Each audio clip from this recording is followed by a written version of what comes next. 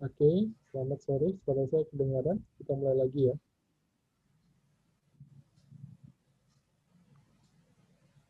Iya, Pak.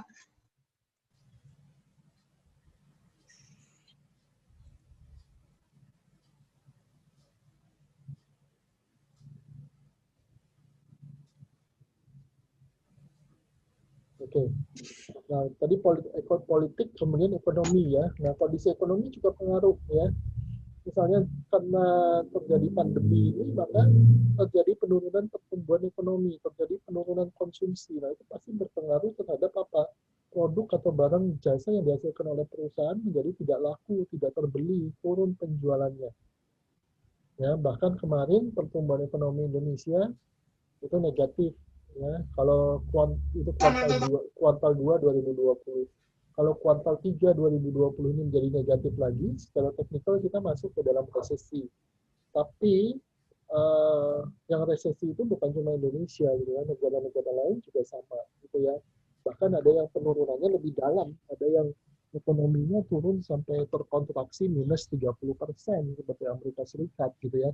Kalau kita ekonominya masih kemarin itu minus 5% atau 4% ya, nggak terlalu dalam ya, tapi cukup terasa dampaknya terhadap perlambatan ekonomi, terhadap apalagi terhadap sektor-sektor tertentu, yaitu sektor tersier ya, misalnya hiburan, gaya hidup, lifestyle gitu ya, fashion itu, ada pariwisata ya, restoran yang high class itu sangat terasa dampaknya ya, bisa 50% lebih penurunannya.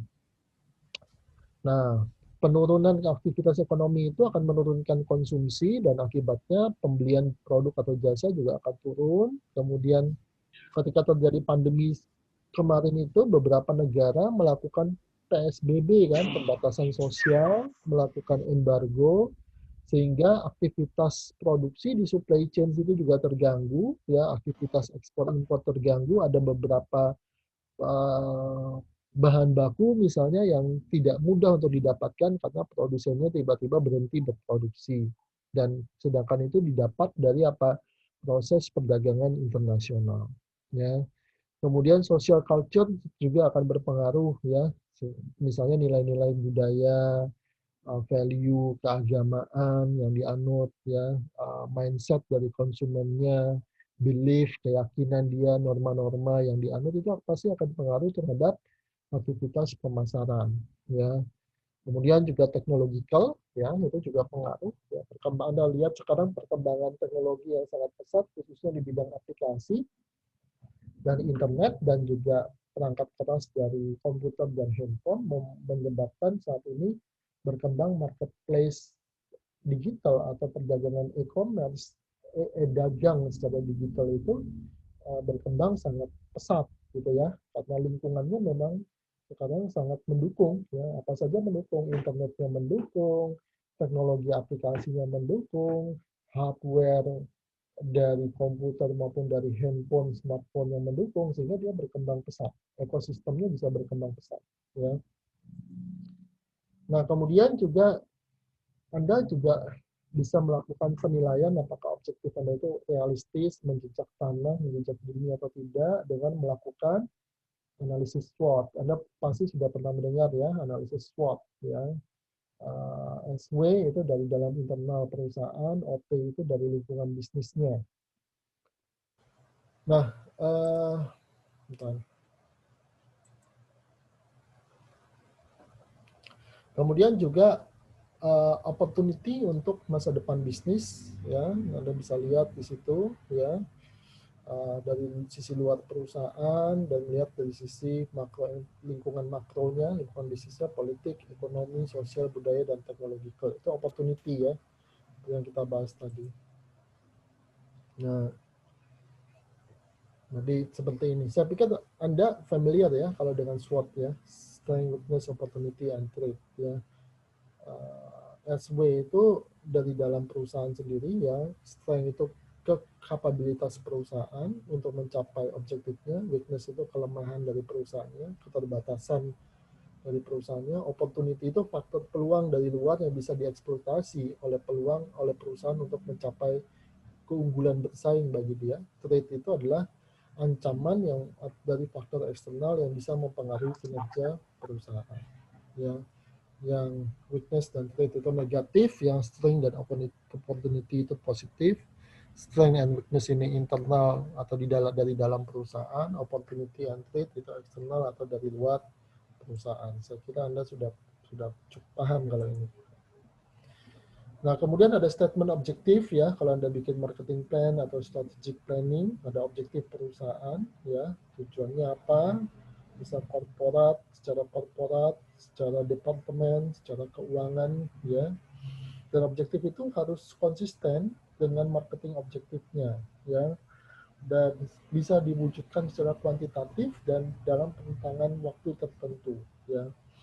Walaupun belum tentu dia kuantitatif. Satu contoh tempat perusahaan di mana saya bekerja dulu, perusahaannya Pak Haritanu, MNC ya, Media Nusantara Citra itu mengatakan bahwa objektif dia adalah to be the largest integrated media in Southeast Asia. Ya, general saja tapi jelas objektifnya kemana. Ya, menjadi perusahaan konglomerasi media yang terintegrasi di Asia Tenggara.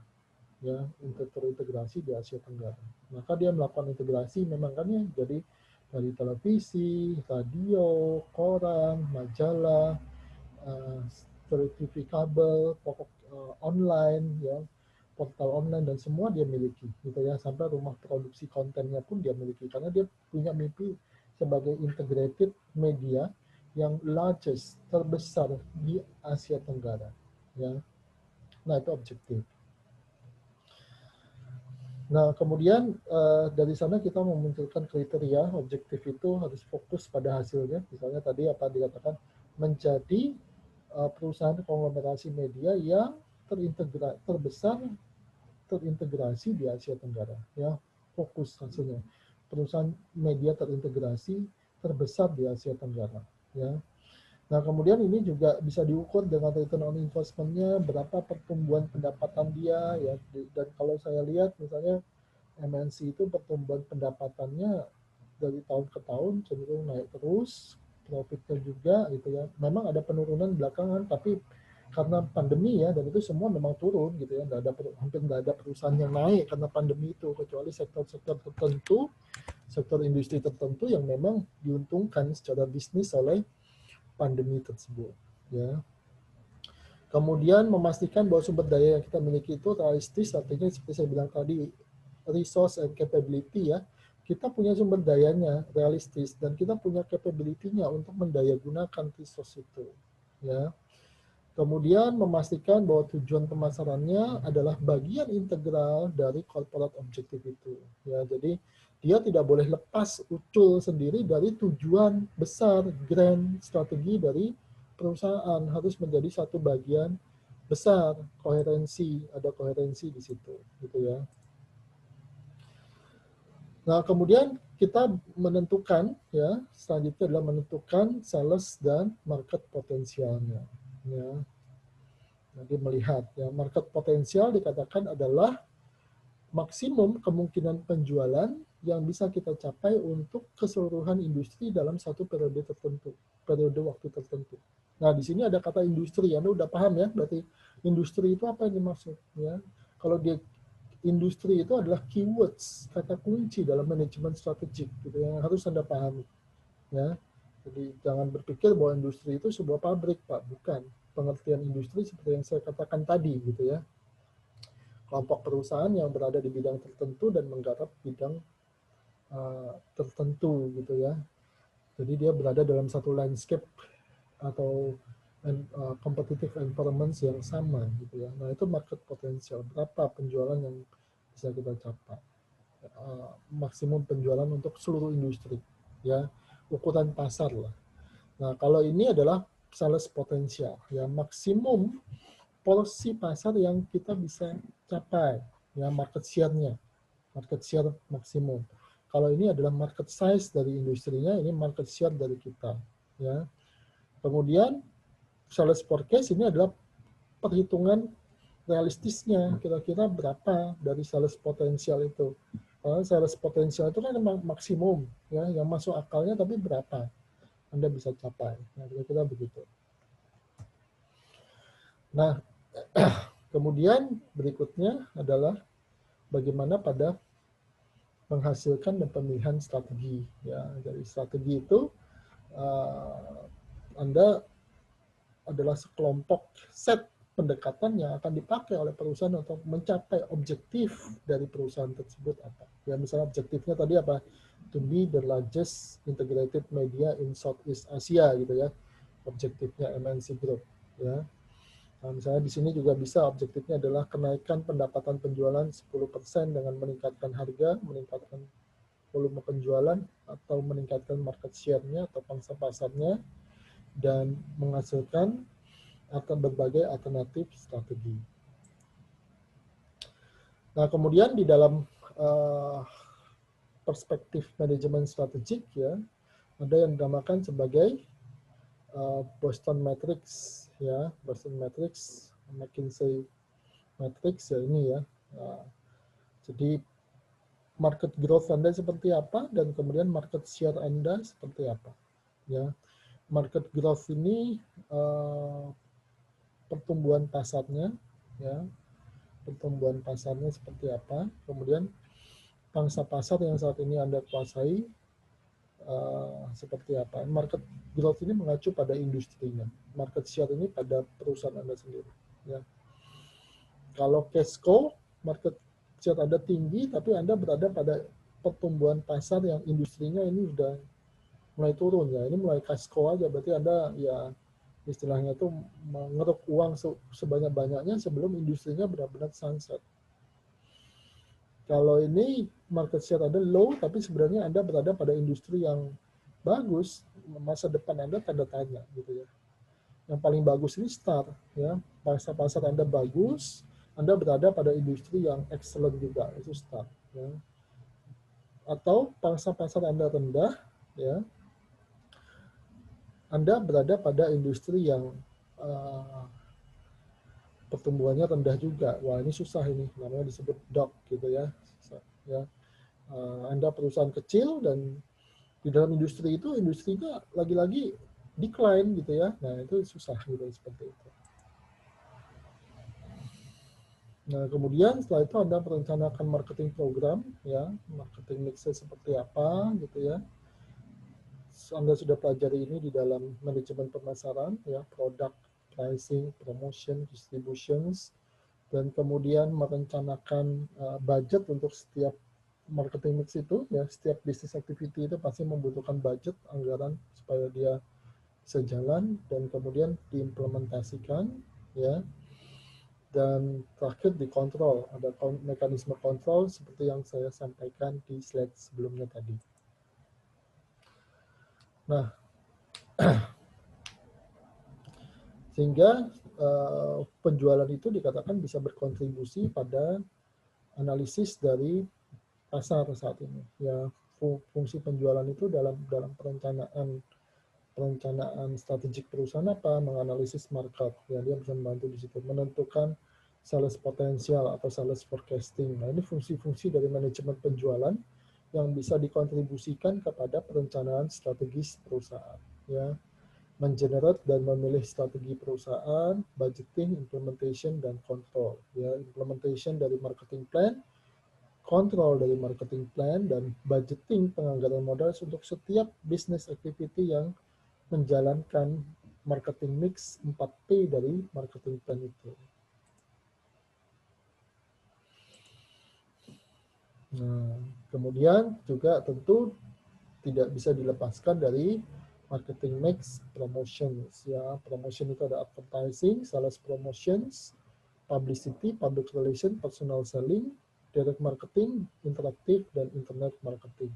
Masing-masing ini 1 sampai 6 ini adakah Anda yang belum mengerti? Harusnya ini sudah diberikan semua di manajemen pemasaran. Kalau teori dasarnya hanya ini aja gitu ya. Ada yang belum mengerti, silakan ditanyakan. Ini seingat saya materi manajemen pemasaran minggu ke-11, 12, atau 13 ya. Kalau promotion itu ya. Marketing communication, komunikasi pemasaran. Minggu 11, 12, atau 13. Antara 3 minggu itu. Ada 2 minggu diantaranya kan marketing communication itu. Ada pertanyaan? Kak, saya nggak ngerti nomor 2 gitu ya. Saya jelaskan lagi. Kalau nggak ada yang tanya, ya berarti sudah ngerti. Nggak ada, Pak. Oke ya, bisa ngerti semua. Ini materi ulangan dari manajemen pemasaran. Nah, kemudian ini tahapan-tahapan dalam pembelian ya. Jadi orang melakukan pembelian itu mulai dari dia tidak tahu produknya, mulai kita perkenalkan, dia mulai tahu, kemudian mulai paham dengan produknya, mulai yakin, setelah itu dia melakukan pembelian. Nah, itu adalah proses keseluruhan dari tahapan pembelian, dan kita sudah bicara hari ini tentang strategi penjualan. Ya. Nah, ada satu materi lagi yang mau saya tambahkan, tapi tidak usah pakai slide, saya cerita saja beberapa menit, yaitu tentang sales setting gitu ya. Sales setting itu intinya kita harus mengatur area penjualan dan alokasi sumber daya penjualan kita, terutama alokasi staf penjualan. Ya, Anda kalau melihat beberapa perusahaan tertentu itu dia pasti menggunakan sales setting gitu ya. Salah satunya diwujudkan dalam bentuk uh, pemberian area penjualan, area tanggung jawab penjualan kepada distributor atau agen tertentu. Ya, misalnya sepeda motor Honda itu untuk area Jawa Timur itu sama Honda Motor diberikan kepada MPM ya, Mitra Pinastika Mustika Jawa Timur, kemudian kalau tidak salah Bali Nusa Tenggara gitu ya. Kalau salah silakan dikoreksi, tapi intinya Jawa Timur dan sekitar Nusa Tenggara gitu ya. Kemudian kalau di daerah Kalimantan Selatan dan Tengah itu ada Trio Motor ya. Nah, jadi setiap distributor itu biasanya bertanggung jawab atas area penjualan tertentu. Tujuannya apa? Supaya mereka tidak saling tumpang tindih di dalam pemasaran produknya, tidak saling bersaing yang tidak sehat gitu ya. Dan performa dari masing-masing distributor itu bisa dinilai ya. Dan kemudian dari sana Anda juga bisa mengalokasikan sales Anda ya, di wilayah-wilayah mana sales Anda akan bertugas, berapa target penjualannya tentu akan melihat pada area penjualannya juga. Misalnya target penjualan di Jawa Timur tentu jauh lebih tinggi lah dibandingkan Kalimantan Tengah, karena prospek dan PDB ya, secara kasar ukuran ekonomi itu kan PDB ya, produk domestik bruto dari Kalimantan Tengah itu jauh lebih kecil dibandingkan Jawa Timur. Ya, kemudian area penjualannya juga jauh lebih besar Kalimantan Tengah dibandingkan Jawa Timur. Lebih besar itu maksudnya jaraknya jauh-jauh gitu ya. Areanya kosong-kosong, jauh-jauh, tapi prospek potensi penjualannya lebih kecil. Ya, harus menempuh jarak yang jauh dan sebagainya. Tentu target penjualannya nggak bisa disamakan gitu ya. Nah, di situ Anda harus bisa mengatur sales setting yang tepat ya, sehingga nanti akan bisa memotivasi sales itu untuk melakukan penjualan gitu ya. Istilahnya dia tetap bisa mempush dia untuk termotivasi melakukan penjualan, tapi beban atau target penjualan itu masuk akal untuk mereka jalankan, sehingga mereka tetap memiliki motivasi yang tepat. Ya. Oke, sampai di sini dulu. Ada pertanyaankah teman-teman tentang materi kita sore ini, yaitu sales strategi dan sales setting? Silakan kalau ada pertanyaan. Nggak ada, Pak. Ya, kalau enggak ada, ya saya akhiri dulu sampai di sini. Selamat sore teman-teman semua. Sampai ketemu. Selamat sore, Pak. Terima kasih, Pak. Thank you. Terima kasih, Pak. Terima kasih. Ya. Makasih, Jaga Pak. kesehatan, Sehat, Pak. ya, pandeminya masih cukup parah, belum ada perbaikan, ya, jangan keburu nafsu untuk jalan ke sana kemari, terus kena COVID nanti bahaya gitu ya. Oke, thank you, selamat sore. Siap, Pak. Pak. Ya, siap, Pak. Terima Sore, kasih, Pak. Pak.